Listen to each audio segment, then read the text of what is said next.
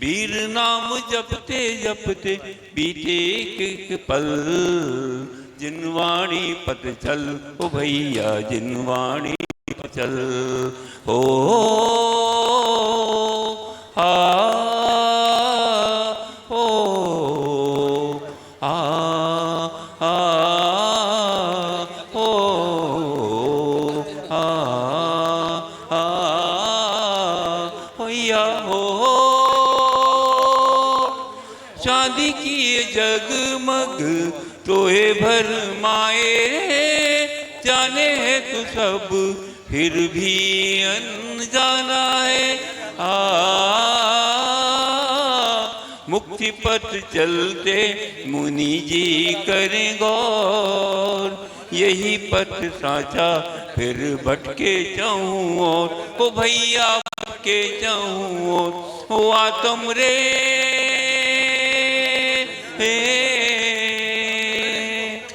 जिन बर न होता तो ये जग जाता जल, जिनवाणी पत चल ओ भैया जिनवाणी पत चल, जिनवाणी पत चल ओ भैया जिनवाणी पत चल। हो आ हो आ आ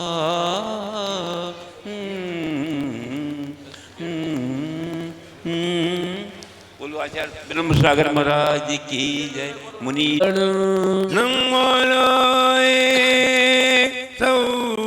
साहुनम नमो साहुणम। जोले कजरा श्री पार्श्वनाथ भगवान की जय। एक जरा श्री महावीर भगवान की जय। परम पूजाचार्य गुरुवर श्री विराट सागर जी गुरुदेव की जय। अहिंसामयी जैन धर्म की जय। बोले परम पूज्य उच्चारणाचार्य भगवान गुरुवर श्री विनम्र सागर जी गुरुदेव की। वर्षा योग का समापन कल अमावस के दिन सुबह ब्रह्म मुहूर्त में वर्षा योग का निष्ठापन होता है। चतुर्दशी की संध्या वेला में वर्षा योग का प्रतिष्ठापन होता है शाम को, और सवेरे निष्ठापन होता है। कल के दिन निष्ठापन होगा। जिस दिन वर्षा योग का निष्ठापन होता है उसी दिन दीपावली होती है। उसी दिन संध्या वेला में दीपावली का त्योहार संपन्न किया जाता है। लोग मुहूर्त से देखते हैं। दीपावली में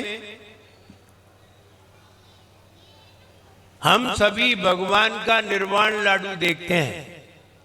जिस दिन भगवान महावीर का निर्वाण लाडू होता है उसके 12 घंटे बाद दीपावली मनाई जाती है। जैन दर्शन में, जैन धर्म में यही मुहूर्त है। हमें ना टाइम देखना है ना घड़ी देखनी है। भगवान महावीर का जिस दिन निर्वाण लाडू चढ़े उसी की संध्या वेला में दीपावली मनाई जाती है। आइए जान ले दीपावली कैसे मनाना है। यद्यपि हमने 1999 में ये बात बताई थी, पुस्तक भी दी थी। अब की बार हमने पुस्तक पे ध्यान नहीं दिया, थोड़ी पुस्तक थी हमने सभी को दे दी। विधि फिर एक बार जान लीजिए। जैसे ये टेबल लगी हुई है स्टील वाली, ऐसे ही घर पे एक टेबल लगानी है।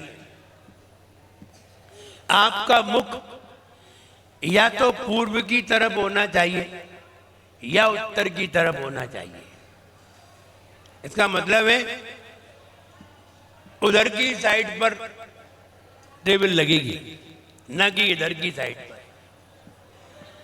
आपका मुंह पूर्व दिशा में या उत्तर दिशा में होना चाहिए। तो निश्चित है कि पश्चिम की दिशा में टेबल लगेगी या दक्षिण की दिशा में टेबल लगेगी। आप यदि आपने उधर की ओर टेबल लगाई है पश्चिम की दिशा में, तो बैठने का क्रम अलग रहेगा, और अगर दक्षिण दिशा में लगाई है तो बैठने का क्रम अलग रहेगा। तरीका जान लीजिए। इतनी ऊंची टेबल क्यों लगाई जा रही है? ये नाभि से ऊपर होना चाहिए। इस पर शास्त्रों को विराजमान किया जाएगा। भगवान महावीर की पूजन शाम को नहीं हुआ करती। भगवान महावीर की पूजन सुबह होगी। शाम को देवशास्त्र गुरु की भी पूजन नहीं है। करना चाहें तो कर सकते हैं, लेकिन है नहीं। ये नैमित्तिक पूजन है। निमित्त पूजन रोज होती है, उसमें देवशास्त्र गुरु की जरूरी है। वहां संध्या बेला में भगवान महावीर की पूजन भी नहीं है और देवशास्त्र गुरु की भी पूजन नहीं है।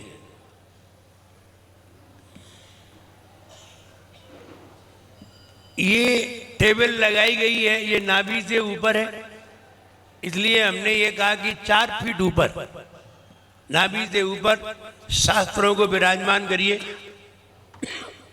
शास्त्र आपके घर पे होना चाहिए, उनको शास्त्र को ऐसे सामने विराजमान करिए, और अगर ऐसे नहीं है तो ऐसे करिए। शास्त्रों को विराजमान करके कम से कम 2 या 4 शास्त्र होना चाहिए, और वो भी ऐसे होना चाहिए जो आचार्य प्रणीत हैं। प्रवचन आदि नहीं, शास्त्र होना चाहिए। जैसे समय सार, प्रवचन सार, गोमठ सार, कर्मकांड, जीव कांड, पद्म पुराण, हरिवंश पुराण आदि आदि, ये आचार्य प्रणीत है। प्रवचन होना अलग बात है। प्रवचन में तमाम तरह की बातें होती हैं, शास्त्र में सिर्फ गाथाएं होती हैं। इसलिए 2 शास्त्रों को विराजमान करिए। आपके घर पर शास्त्र न हो तो आप मंदिर से ले जाइए, मंदिर से ले जाइए, लेकिन शास्त्र विराजमान करिए। और जिनके घर पे शास्त्र न हो वे दीपावली मनाते ही कब है? उनकी दीपावली है ही नहीं, उनको तो खाने पीने का त्योहार है। वो जानते ही नहीं है दीपावली क्यों आती है। तो शास्त्र विराजमान करें। अगर भगवान का चित्र हो तो सामने रख लें, गुरु महाराज का चित्र हो तो सामने रख लें। चित्र की पूजा नहीं है, चित्र तो सामने प्रतीक रूप में रखा जा रहा है, जिससे तुम, जैसे भगवान महावीर का चित्र रखा है तो तुम्हें भगवान महावीर को देख करके महावीर जी के, भगवान महावीर का स्मरण आ जाएगा। इसलिए पूजन नहीं है। चित्र की कभी पूजन नहीं होती, और चित्र की पूजन करे वो आदमी बड़ा विचित्र है। चरित्र की पूजन होती है, चित्र की नहीं। इसलिए चित्र तो एक देखने के लिए, स्मरण करने के लिए लगाए जाते हैं, पूजन के लिए नहीं। वहां हमने शास्त्रों को विराजमान कर लिया, अच्छी तरह बढ़िया उपलासन भी लाइए, ऐसे वेशन बढ़िया होना चाहिए नए। और ये कहें आज चतुर्दशी है, आज ले आइए, नए बर्तन होना चाहिए। पूजन के पुराने बर्तन नहीं, आप अपने खाने पीने वाले बर्तन नहीं, नए बर्तन होना चाहिए। नए बर्तन में भगवान की पूजन करिए। वहां जो पूजन होगी तो नए बर्तन लाइए, कलश लाइए, ठोना लाइए, सब लाइए। अष्ट द्रव्य आप शाम को 4 से 5 बजे के बीच में बना लीजिए। दिन में अष्टद्रव्य तैयार कर लीजिए, रख लीजिए थाली में लगा करके, ढक दीजिए। आपके परिवार में यदि 8 सदस्य हैं तो 2 जगह थाली लगाइए, 2 जगह चढ़ाने वाली और 2 जगह द्रव्य रखने वाली, अलग अलग होना चाहिए। एक थाली में 4 जन का प्रयोग होगा, 2 इधर 2 इधर, एक में ही 8 का प्रयोग नहीं होगा। 2 लोग हैं, एक थाली बहुत है। 4 लोग हैं, एक थाली बहुत है। 10 लोग हैं, 3 जगह लगाइए। जितने ज्यादा हो एक में 4 तक रखिए। इस तरह से थाली लगा लीजिए। जैसे कि यहाँ पूजन करते हैं टेबल लगा करके, ऐसे ही नीचे टेबल लगाइए। वो टेबल नहीं हो तो मंदिर से ले जाइए। सब काम मंदिर से ही करोगे, घर का नहीं करोगे। घर पे होना चाहिए। कल को कहोगे द्रव्य भी नहीं हो तो वो भी मंदिर से ले जाइए। इसलिए घर पे रखिए, केसर आदि घर पे रखिए, वहां द्रव्य बनाइए, बढ़िया द्रव्य बना करके और सामने लगा करके। अब आपने पूर्व तरफ की ओर मुंह किया, इधर सामने टेबल लगी हुई है और आपका मुंह किस तरफ है? पूर्व की तरफ। तो घर का जो मुख्य है, मुखिया है, उसका मुख उत्तर की तरफ होना चाहिए। पूर्व की तरफ अगर सारे लोगों का मुख है तो मुखिया का इधर होना चाहिए। और अगर उत्तर की तरफ सभी का मुख है तो मुखिया का पूर्व की ओर होना चाहिए। ये मुख्य व्यक्ति का है। सबका उत्तर की ओर, मुखिया का पूर्व की ओर। मुखिया का उत्तर की ओर तो सबका पूर्व की ओर मुख होना चाहिए। और इस तरह से टेबल लगा करके, शास्त्रों को विराजमान करके, एक ऐसा उपलासन अलग से रखा होना चाहिए। ऐसा उपलासन, ढकने वाला वेत्रासन, क्या बोलते हैं? अचार, अचार, उपलासन, वेत्रासन, कुछ भी बोलते हैं। शास्त्र में वेत्रासन का उल्लेख है, अचार का उल्लेख नहीं है। वेत्रासन ये शास्त्र के ऊपर चढ़ाने के लिए होता है। ये अलग से एक प्लेट पे रखा रहना चाहिए। अष्टद्रव्य और एक अचार अलग होना। अष्टद्रव्य लगाने के बाद आप अगर व्यापारी हैं, अपनी बही बनाते हैं, तो बही को भी लिखना चाहिए। चौक बना लेना चाहिए। चौक तो आपको मालूम है, 16 दीपक का चौक सुराती बोलते हैं। वो लगा करके, दीपक लगा करके, और मुख्य दीपक भी लगाना चाहिए। मुख्य दीपक क्या होता है? मुख्य दीपक होते हैं, कहां कहां लगते हैं वो बता दें। पहला दीपक मंदिर में आता है, ये मुख्य दीपक होता है। दूसरा दीपक आपके व्यापार स्थल पर जाता है। तीसरा दीपक आपके किचन में जाता है। चौथा दीपक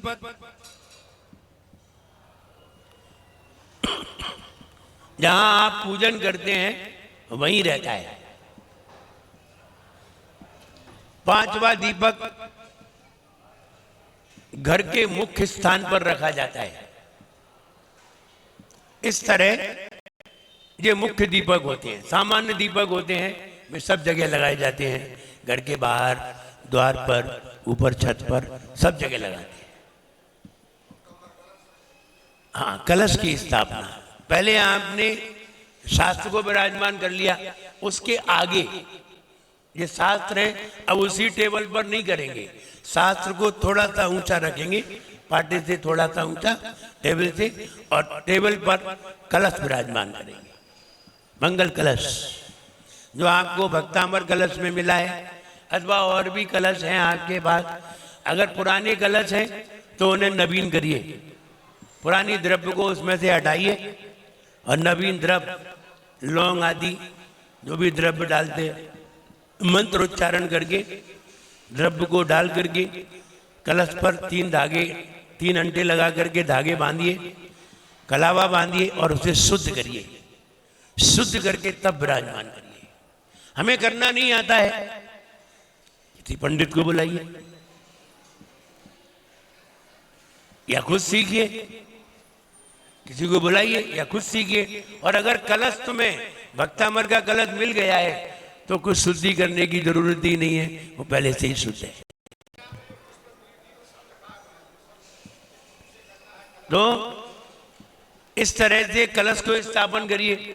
मुखिया कलश को स्थापन करेगा, कलश को स्थापन करके फिर उसके आगे एक दीपक जलाइए और दीपक में विवेक रखिए। देखिए, दीपक में कोई जीव गिर सकते हैं, इसलिए दीपक को ढक करके रखिए, उसमें कोई जीव ना गिरे, इसका जरूर ध्यान रखिए। ऊपर जाली लगाइए जिससे कि कोई जीव ना गिरे और दीपक जला दीजिए। तो वहां कलश स्थापन कर लिया, दीपक स्थापन कर लिया। अब मुखिया, देखिए, अगर उत्तर की ओर बैठे हुए हैं सारे लोग तो मुखिया इधर की ओर मुंह करेगा, सबसे आगे मुखिया बैठेगा और वो सबको कलावा बंधन करेगा। सबसे पहले सकलीकरण करेगा, मंत्र पढ़ते हुए सकलीकरण करेगा। फिर वह शुद्धि करेगा, पूरे स्थान की पूरी शुद्धि करके सब लोग धोती दुपट्टा में शुद्ध वस्त्र में बैठेंगे और बैठ करके संगीतमय, जैसे भी संगीत है तो संगीतमय करिए, और संगीत नहीं है तो फिर जैसे करना है वैसे करिए। संगीत में हो तो सबसे बढ़िया है। सारे लोगों को, पूरे परिवार को बिठाना चाहिए। शाम को 5, 5:30 बजे भोजन आदि से निवृत्त होकर के पूरे परिवार को शुद्ध वस्त्र में एक साथ बिठाना चाहिए और घर का गेट बंद कर देना चाहिए। कोई बाहर ना जाए, ना कोई बाहर से आए ना कोई बाहर जाए, क्योंकि पूजन का मामला है, इसलिए पूजन करिए। और उस दिन सारे लोगों को पहले कलावा बंधन करें, तिलक लगाएं और तिलक लगाने के बाद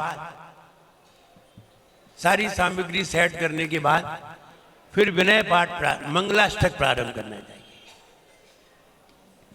अरहंतो भगवंते इंद्रमहिता सिद्धाश्च सिद्धीश्वरा, इस मंगलाष्टक से चारों तरफ शुद्धि करके फिर विनय पाठ प्रारंभ करें। वही पर क्या लिखा जाता है आपको मालूम है? जो व्यापार वो लिखते हैं, उसमें भी लिखा है, किताब में पीछे बना है। वही पर लिखिए, वही वहीं विराजमान करिए। और फिर क्या क्या करते हैं, पान का पत्ता लाते हैं, क्या क्या लाते हैं वो तुम जानो, वो विधि आपकी है। फिर बैठ करके विनय पाठ प्रारंभ करना चाहिए।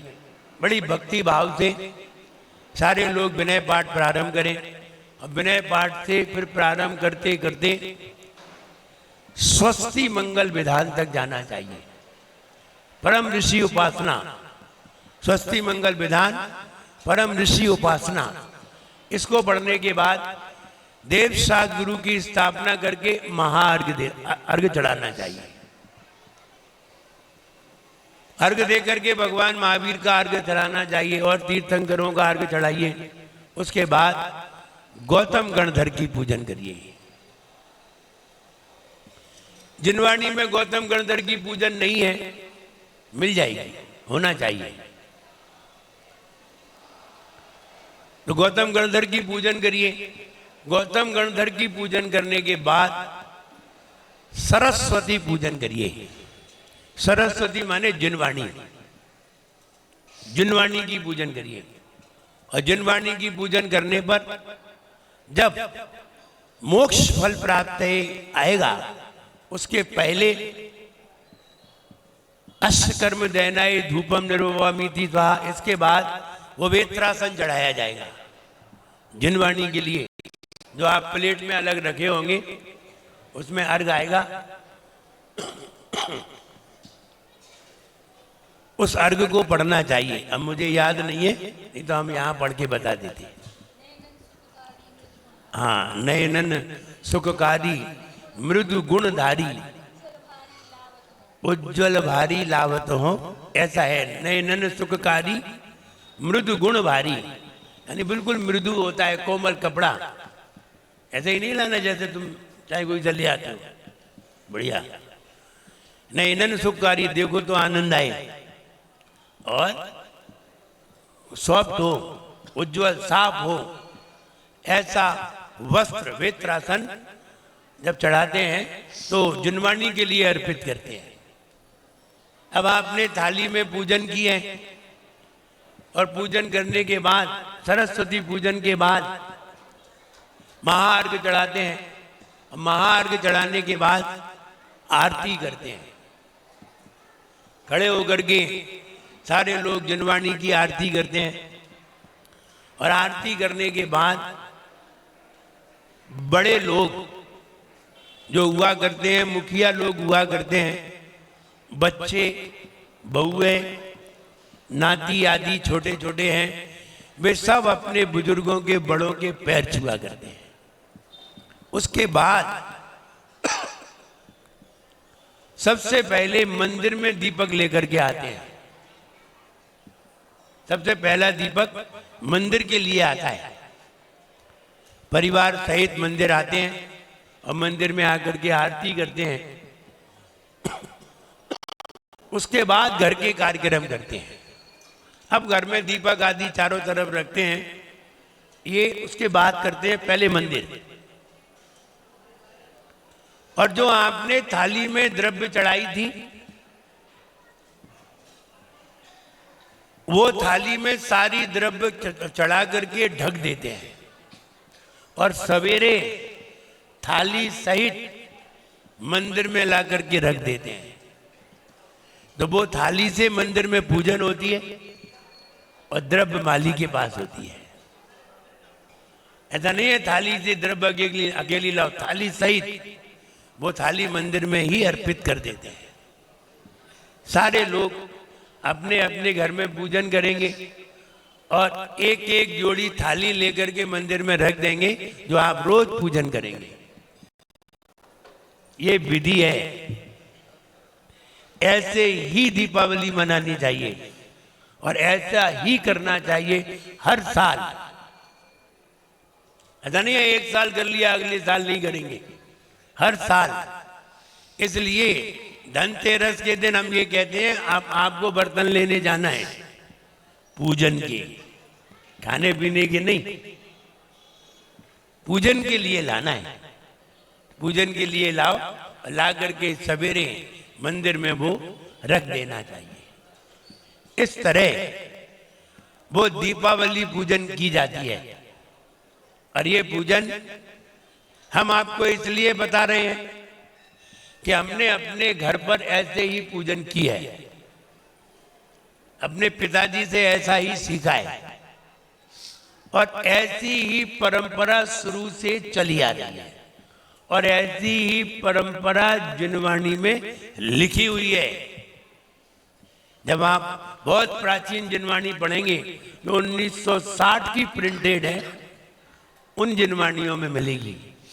वर्तमान में मिले या ना मिले हम नहीं कह सकते, लेकिन पुरानी जिनवाणी में ये वाली विधि आपको पूरी देखने को मिलेगी। दो ही पूजन शाम को की जाती हैं, गौतम गणधर की और सरस्वती। गौतम गणधर की इसलिए की जाती है कि गौतम गणधर को केवल ज्ञान हुआ, और सरस्वती की इसलिए की जाती है कि जिनवाणी की पूजन से ही हमें केवल ज्ञान की प्राप्ति होगी। कहते हैं सुतेर भक्तिर सुतेर भक्तिर सुतेर भक्तिर दिने दिने संज्ञान में वो संसारो वारणम मोक्ष कारणम। सुत की भक्ति से, शास्त्रों की पूजन से, शास्त्रों की भक्ति से सम्यक ज्ञान की प्राप्ति होती है, और यही केवल ज्ञान का कारण है। इसलिए सरस्वती की पूजा होती है। घर में हम भगवान को तो ले नहीं जा सकते, गुरु तुम्हारे घर पर है नहीं, तो आप पूजा कैसे करोगे? तब शास्त्र को रख करके, ध्यान रहे, ये जिनवाणी जिनसे आप पूजन करते हैं ये शास्त्र नहीं है, ये तो उन्हें ही रख के पूजन चालू कर लो, नहीं, ये शास्त्र नहीं है। शास्त्र जिनवाणी है, इसका नाम जिनवाणी है, इनका नाम जिनवाणी है, और ये वास्तविक जिनवाणी है। तो इसलिए शास्त्र जिनवाणी है, इसका नाम जिनवाणी है। कोई लड़की अपना नाम जिनवाणी रख ले तो पूजा थोड़ी करने लगेंगे उसकी। ऐसे ही किसी किताब का नाम जिनवाणी हो तो वो जिनवाणी नहीं हो जाएगी। तो शास्त्र जो अनंत भगवान के द्वारा कहे गए हैं उसे जिन माने अनंत भगवान, और वाणी माने उनकी वाणी। तो जिनवाणी माने तीर्थंकर की वाणी को जिनवाणी कहते हैं। ये तो पूजन है, कई लोगों ने बनाई है, उसका संकलन है। आप कहेंगे उसमें तत्वार्थ सूत्र भी है, ठीक है, तत्वार्थ सूत्र तो जिनवाणी है, लेकिन किसी ने पूजा लिख दी वो जिनवाणी नहीं है, वो तो उसकी आराधना का एक साधन है। इसलिए जिनवाणी से मतलब शास्त्र समझना, वो किताब नहीं। कोई प्रवचन की किताब भी जिनवाणी नहीं है, प्रवचन की किताब तो संतों की वाणी है। और जिनेंद्र भगवान आचार्यों की बात जो शास्त्रों की है वो जिनवाणी है। इसलिए सारी बातें समझना चाहिए, नहीं तो लोग जिनवाणी को ही, वही पूजन की किताब को ही क्या कहते हैं, वही जिनवाणी है, अब वही मानते रहे। तीर्थंकर की वाणी को जिनवाणी और प्रवचन को संतों की वाणी, महापुरुषों की वाणी। और ये तो संकलन है, हमने भी पूजन लिखी, तुमने भी पूजन लिखी, किसी कवि ने भी पूजन लिखी, उसका संकलन करके रख दिया, नाम रख दिया जिनवाणी। और आज तक 90% लोग जिनवाणी उसे ही समझते हैं। 90% लोग जिनवाणी उसे ही समझते हैं। सरस्वती, सरस्वती कोई महिला नहीं है जो महिला बिठा दी कमलासन पर, एक कमल के ऊपर महिला बिठा दी, बीणा पकड़ा दी और कह दी इसका नाम सरस्वती है। नहीं नहीं, सरस्वती पूजा, सरस्वती माने जिनवाणी। तीर्थंकर की वाणी को सरस्वती कहते हैं, शास्त्रों को सरस्वती कहते हैं। अब लोगों ने प्रतीक रूप में वो बना दी तो लोग उसे ही सरस्वती कहने लगे। वही लोगों की आज के बालकों की नजर में वही सरस्वती है। वे नहीं जानते सरस्वती क्या होती है। उनसे पूछो सरस्वती कैसी होती है, बोले वीणा वादनी। ये नाम है, पर्यायवाची नाम है शास्त्र के। तो वीणा वादनी, अब किसी ने वो वीणा पकड़ा दी और महिला बिठा दी और कह दी ये क्या है, सरस्वती है। स्कूल में तो ऐसा ही होता है, सारे स्कूलों में सरस्वती की प्रतिमा होती है, तो बच्चे तो वही जानते हैं, उन्हें मालूम ही नहीं है। और वे बच्चे ही बड़ी होकर महिलाएं बन जाती हैं, वे भी वही समझ रही हैं। और जिनवाणी को वो किताब को जिनवाणी समझते हैं, शास्त्र को। इसलिए घर पे शास्त्र होना बहुत जरूरी है। ऐसे कई लोग होंगे जिनके घर पे शास्त्र ही नहीं होंगे, ऐसे भी कई लोग। और जिनके घर पे शास्त्र नहीं है वे कभी दीपावली नहीं मनाते। दीपावली वे ही लोग मना सकते हैं जिनके घर पर शास्त्र हो, वरना पूजा किसकी करोगे। शास्त्र के सामने अष्टद्रव्य से पूजन कर सकते हैं, शास्त्र के सामने आरती कर सकते हैं, शास्त्र के सामने वंदना कर सकते हैं, और घर पर पूजन करने का कोई साधन नहीं है, गुरु है नहीं है और भगवान होते नहीं है। अब शास्त्र ही है जिनके सामने हम पूजन कर सकते हैं। एक परंपरा चली, एक समय आया जब जैन मंदिरों को तोड़ा गया, प्रतिमाओं को नष्ट किया गया तो लोगों ने मंदिरों की प्रतिमाओं को जमीन में गाड़ा। आज राजस्थान में देखिए, जहाजपुर चले जाइए, टोंक चले जाइए, आस पास ऐसे स्थान है जहां नींव खोदो तो भगवान निकल आते हैं। खासकर जहाजपुर में नींव खोदो तो भगवान निकल आते हैं। वहां सारी प्रतिमाएं, जहाजपुर में जितनी भी प्रतिमाएं हैं, वे कोई प्रतिमा, कोई ने मंदिर नहीं बनवाया, सब प्रतिमाएं जमीन से निकली।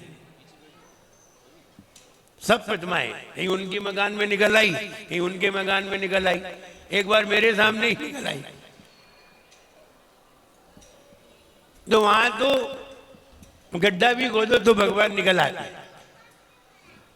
और जो जहाजपुर में जो मंदिर अभी बना है नया, जहाज रूप में माता जी ने बनवाया है, ये प्रतिमा भी जमीन से निकली। तो वहां तो मकान खोदते ही प्रतिमाएं निकल आती हैं। और वहां जितनी भी प्रतिमाएं रखी हैं, आप अंदर वाले मंदिर नहीं गए, अंदर वाले मंदिर जाके देखना। वहां हम रहे 1 महीने, तो हमने वो सारी प्रतिमाएं मार्जन करवाया, अच्छी साफ करवाई, सारी प्रतिमाएं जमीन से निकली हैं। और वहां ऐसा भी नहीं है कि जमीन से निकली तो प्रतिष्ठा भी हुई हो, कुछ नहीं हुआ, उन्होंने ऐसे ही लाके रख दी। वहां बेदी तक नहीं बनी है, बेदी में भी विराजमान हो, बेदी में भी नहीं है। ऐसे जैसे म्यूजियम में रखी रहती है, ऐसे मंदिर में रखी है। सारी प्रतिमाएं बड़ी से बड़ी 3-3, 4-4 फीट की प्रतिमाएं हैं, 2-2 फीट की प्रतिमाएं हैं, 2.5-2.5 फीट की, सब जमीन से निकली है। सब सन 1200, 1300, 1400 के करीब की है, इतनी प्राचीन प्रतिमाएं। तो वो जमीन में गाड़ देते थे। अब हम पूजन कैसे करें? तब यंत्र की स्थापना की गई थी। तब आप यंत्र की पूजन करिए और शास्त्र की पूजन करिए। बेदी से भगवान को तो नीचे रख दिया बंद करके। इसलिए आप राजस्थान में जाइए तो मंदिर के नीचे तलगर जरूर मिलेगा, मंदिर के नीचे तलगर जरूर मिलेगा। जो सांगानेर आदि में, चांदखेड़ी में जो प्रतिमाएं जो नीचे रखी हैं, वे बचाव के लिए रखी थी कि लोग हमारी प्रतिमाओं को तोड़े नहीं, और हम शासक से लड़ नहीं सकते, तो अपने मंदिर को बचाने के लिए प्रतिमाओं को नीचे गाड़ा। जब हम टोंक में थे तो मंदिर के पीछे एक जगह पर छतरी बनी हुई थी। तो छतरी अचानक खराब हो गई तो गिर गई तो लोगों ने सोचा इसे दोबारा बनाए, और दोबारा बनाने के लिए छतरी को हटाया गया और नींव रखी गई। तो उसमें 26 प्रतिमाएं निकली, 26 प्रतिमाएं। हमने पूछा कैसी रखी थी? बोले कोई प्रतिमा यानी इस तरह से रखी थी कि प्रतिमा टूटे नहीं, बिल्कुल जमा के रखी गई। उसमें एक प्रतिमा इतनी बड़ी भी थी, लगभग 5 फीट की थी। तो वो क्यों उन्होंने रखा? बचाव के लिए। तब शास्त्रों की पूजन की जाती थी। वेदी खाली हो गई तो वेदी में क्या रखें? तो शास्त्रों को विराजमान किया गया, यंत्रों को विराजमान किया गया और शास्त्र की पूजन की गई। वहां से एक परंपरा और चल गई कि किसी ने शास्त्र की ही पूजन को मुख्य बना दिया, भगवान को हटा दिया। बोले भगवान थे ही नहीं मंदिर में, शास्त्र ही थे। तो एक परंपरा ऐसी भी चली कि जहां शास्त्र की पूजा होती है और भगवान वहां नहीं होते, ऐसी भी होती है। लेकिन उन्हें ये नहीं मालूम कि भगवान कहाँ थे। बाद में भगवान, अब वो खुदाई करते हैं, निकल के आ जाते हैं, तो लोग कहते हैं अब चमत्कार हो जाता है, हमने ही रखे थे और हमें ही चमत्कार बनाएंगे। हमने रखे थे तब चमत्कार नहीं था, तब बड़ी परेशानी थी, अब निकालते हैं तो चमत्कार है। इसलिए वे प्रतिमाएं हैं, हमने ही रखी थी और हम ही निकाल देंगे। तो कहने का मतलब यह है वहां शास्त्र की पूजन की गई थी। हम घर पर शास्त्र के सामने रब से पूजन कर सकते हैं। भगवान है नहीं और गुरु है नहीं, तो शास्त्र के सामने पूजन भी कर सकते हैं, आरती भी कर सकते हैं, सब कर सकते हैं। इसलिए दीपावली के दिन शास्त्र की पूजन होती है और किसी की पूजन शाम को नहीं होती है। लोग अलग अलग पूजन करते हैं, ये अलग अलग पूजन करते हैं, अलग अलग नाम है। जिनवाणी का नाम भी लक्ष्मी है, जिनवाणी का नाम भी लक्ष्मी है, सरस्वती है, वीणा वादनी है, ये सब नाम जिनवाणी के ही तो हैं। अब हम अलग नाम दे करके और अलग रूप रख करके किसी को कहें कि नहीं ये पूजन ऐसी होनी चाहिए, तो वो व्यक्ति की मान्यता है, लेकिन सही समझिए कि पूजन सरस्वती की है। फिर दीपावली आई ही क्यों है? गौतम गणधर को केवलक ज्ञान हुआ है। केवलक ज्ञान को क्या कहते हैं? वो भी लक्ष्मी है। केवलक ज्ञान को भी लक्ष्मी कहते हैं, ज्ञान को भी लक्ष्मी कहते हैं और सरस्वती को भी लक्ष्मी कहते हैं। तो केवलक ज्ञान रूपी लक्ष्मी की पूजन हम सभी लोग करते हैं। और केवलक ज्ञान गौतम गणधर को हुआ था, इसलिए गौतम गणधर की करते हैं। उन्हें केवलक ज्ञान की लक्ष्मी प्राप्त हुई थी, इसलिए केवलक ज्ञान रूपी लक्ष्मी की पूजन भी करते हैं, सरस्वती की। इस तरह हम दीपावली मनाते हैं और दीपावली मनाने के कोई दूसरे तरीके नहीं है।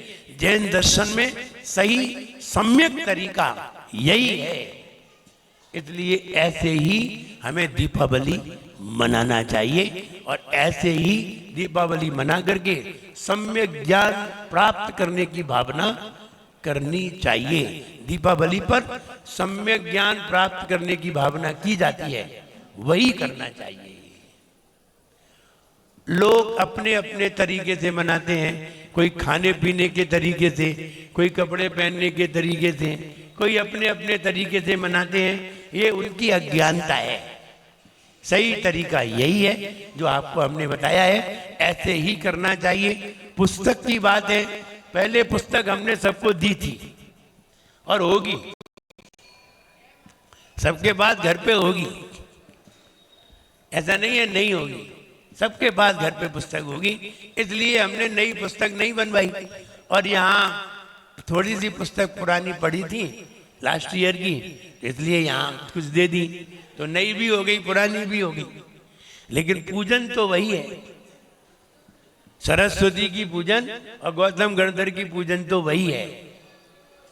इसलिए इसी तरह दीपावली मनाइए और ये पटाखे आदि चलाते हैं ये नहीं चलाइए, इनसे तो बहुत हिंसाएं हुआ करती हैं। बच्चों को भी समझाइए और इनसे हानि ही है, लाभ कहीं भी नहीं है। इसलिए दीपावली मनाकर अपने जीवन को सफल बनाइए। और कोई बात आपको समझ में नहीं आई हो तो आप पूछ सकते हैं, हम उसे बताने को अभी बता सकते हैं। जय बोलिए महावीर भगवान की।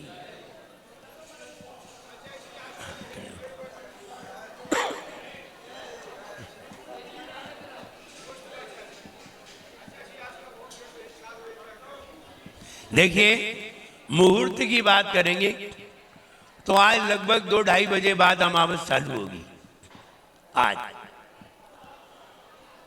और आज अमावस चालू होगी 2-2:30 बजे बाद, तो कल की मानी जाएगी।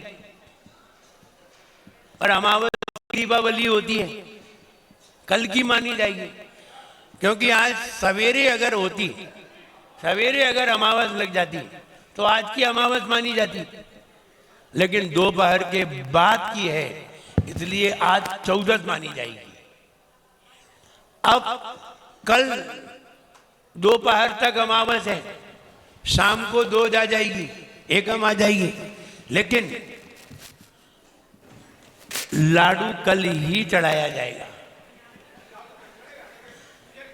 लाडू कल चढ़ाया जाएगा तो पूजन भी संध्या वेला में कल ही होगी। अब कुछ लोगों ने कहा कि 2 बजे तक अमावस है तो 1 बजे से पूजन कर लें और 2 बजे तक पूरी कर लें। हाँ, 4 बजे तक है तो 4 बजे तक कर लें। आप अमावस की टेंशन ना लें, आप 4 बजे तक का टाइम ना देखें, आप तो शाम को आराम से 5 बजे करें, कोई टेंशन की बात नहीं। अन्य लोग मुहूर्त से चलते हैं,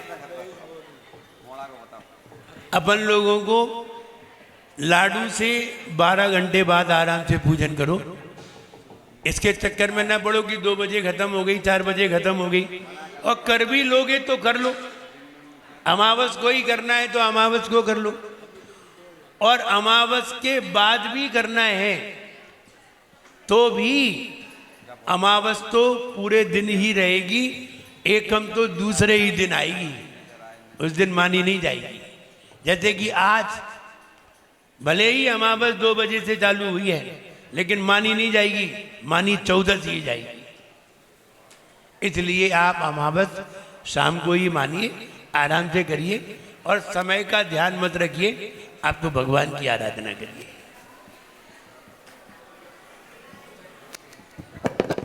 और कोई जिज्ञासा?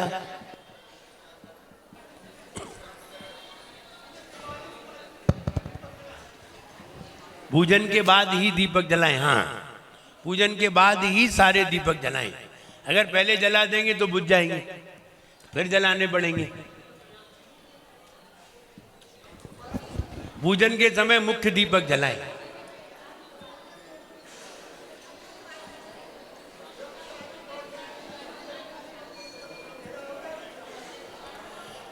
देखिए, हमने पूजन 5 बजे स्टार्ट कर दी, अब अंधेरा भी हो जाए तो कोई बात नहीं, आप अपनी पूजन करिए, आप अपनी पूजन करिए। आप कहेंगे भोजन तो 4:30 बजे कर लीजिए, भोजन पहले कर लीजिए। आपकी पूजन शुरू में स्टार्ट हो गई है तो रात नहीं मानी जाएगी, ऐसे समझिए। अगर आप शाम को 5 बजे पूजन कर रहे हैं और 7 बजे तक का दिन होता है, और कहीं मान लीजिए बादल आ जाए, पानी आ जाए, अंधेरा हो जाए, तो आपकी पूजन भले ही अंधेरे में हो रही है लेकिन रात नहीं है। आपने पूजन तो दिन में ही स्टार्ट की थी, इसलिए वो दिन ही। आप भगवान का अभिषेक कर रहे हैं, और आप भगवान का अभिषेक कर रहे हैं, आपने भगवान को पांडु शिला पर विराजमान कर लिया और आपने अभिषेक भी कर लिया, और इतने में आपके पास समाचार आ जाए कि आपके घर में शोर हो गई। अब आप क्या करेंगे? भगवान को रखा छोड़ जाएंगे कि वेदी में विराजमान करेंगे? वेदी में विराजमान करने के बाद ही आपकी शोर प्रारंभ होगी। ये नहीं कि छोड़ के भाग जाओ, मेरे यहाँ तो शोर होगी, हम तो जा रहे। अब भगवान को कौन उठाएगा? बोले दूसरे लोग उठाएंगे, दूसरा कोई है ही नहीं, तो तुम्हें ही उठाना है। तब तक तुम्हारा सूतक नहीं माना जाएगा, शोर मानी जाएगी। जब भगवान विराजमान हो जाए फिर शोर तुम्हारी चालू हो गई। इसलिए सारी बातें समझिए, पूजन प्रारंभ हो गई, बाद में चाहे अंधेरा हो जाए तो हो जाने। अन्य कोई बात?